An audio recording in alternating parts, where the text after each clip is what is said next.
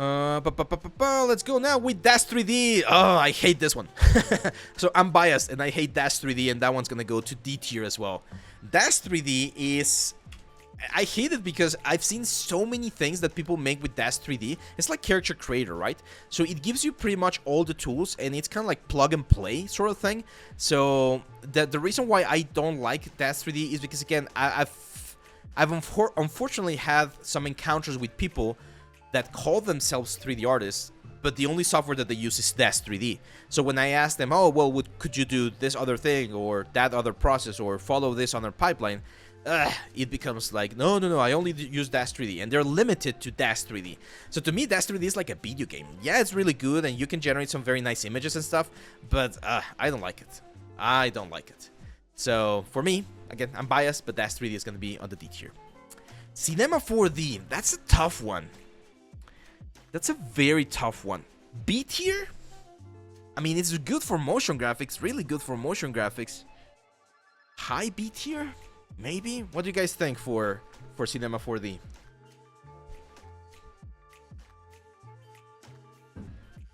Yeah, Kevin Bounds. That's a great thing about he's talking about the fact that a sub-specialist like this guy that's super specialized in designer is gonna be paid a little bit more because it's very special, like the doctors.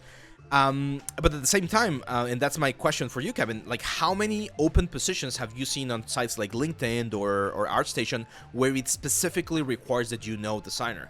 And the answer, at least from my perspective, is very, very small ones, right? So that's why I again, for someone that's starting their 3D journey, I would put the designer at this tier list on how important it is for you to learn it.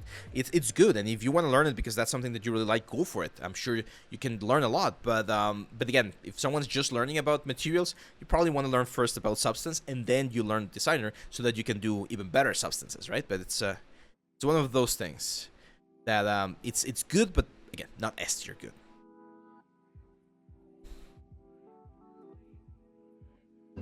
Yeah, it's a little bit more niche, Cinema 4D.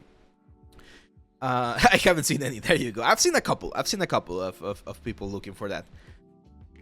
Can you please speak on if Modo will ever be considered on top use in the studio pipeline? I'm asking so if I need to shift to something other than that. Need advice. If you are a Modo user, Link, I would recommend to at least learn a little bit maybe about Blender, because I've seen more, like, here's how you know whether or not,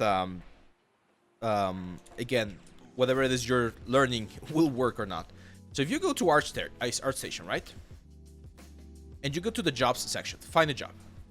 You're gonna find all of the job positions. Let's look for something similar, like simple, like modeling or 3D modeler. Well, you can see there's not 3D model, 3D. There you go. So we got 3D environment artist, senior 3D animator. Let's go with that one, environment artist. I know this is in China, but okay, that's gonna be difficult. Can we translate this? No, it's horrible. Let's look for another one. There we go, this one, Wilson Studio. This one is in France, or Romania. And you're gonna see here what they're looking for. So they want you to learn about Unreal Engine, right?